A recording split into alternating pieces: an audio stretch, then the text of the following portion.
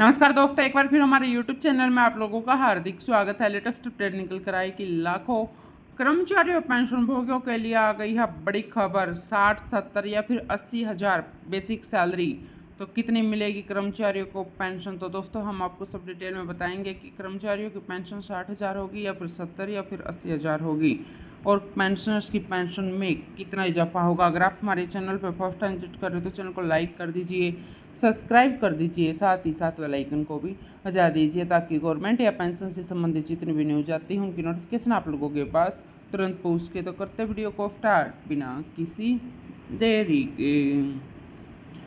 दोस्तों, यूपीएस का ऐलान होने के बाद लोग इसके बारे में जानना चाहते हैं। लोग ये भी जानना चाहते हैं कि अगर वह अभी रिटायर होते हैं तो यूपीएस के तहत पेंशन कितनी मिलेगी। यहाँ कुछ बेसिक सैलरी पर कैलकुलेशन बताया गया है। अगर उनकी सैलरी 60, 70 या 80 हज़ार रुपये है तो उनकी पेंशन कितनी मिलेगी। दोस्तों आइए आसान भाषा में समझाते हैं, लेकिन इससे पहले इस योजना के तहत ऐलान और नियम शर्तों को भी विस्तार से जान लेते हैं।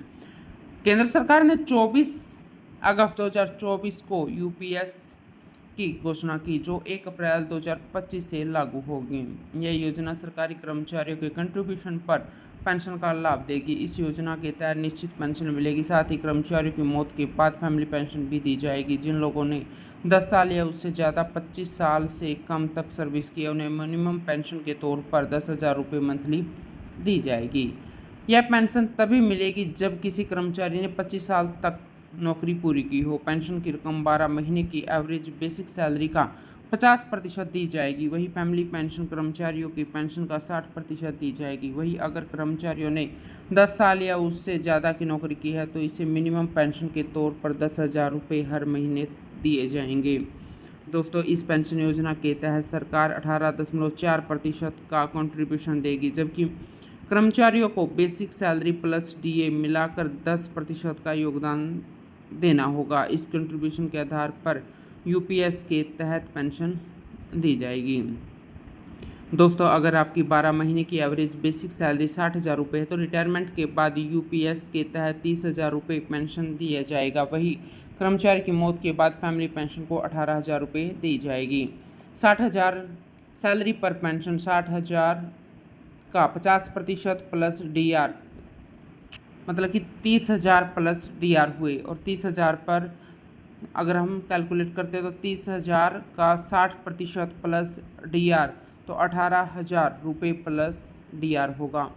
दोस्तों अगर किसी कर्मचारी की 12 महीने की एवरेज बेसिक सैलरी 70,000 रुपये है तो उसने कम से कम 25 साल तक नौकरी की है, तो रिटायरमेंट के बाद यूपीएस के तहत पेंशन कुछ ऐसे होगी। 70,000 सैलरी पर पेंशन है, 70,000 का 50% प्लस डीआर 35,000 प्लस डीआर होगा, और 35,000 पेंशन पर फैमिली पेंशन होगी 35,000 का 60% प्लस डीआर 21,000 रुपये प्लस डीआर। अगर किसी सरकारी कर्मचारी की 12 मंथ की एवरेज बेसिक सैलरी 18,000 रुपये है तो उसने कम से कम 25 साल की अगर नौकरी की है तो 18,000 रुपये सैलरी पर पेंशन 40,000 प्लस डीआर होगी, और 40,000 पर पेंशन पर फैमिली पेंशन 24,000 प्लस डीआर होगी।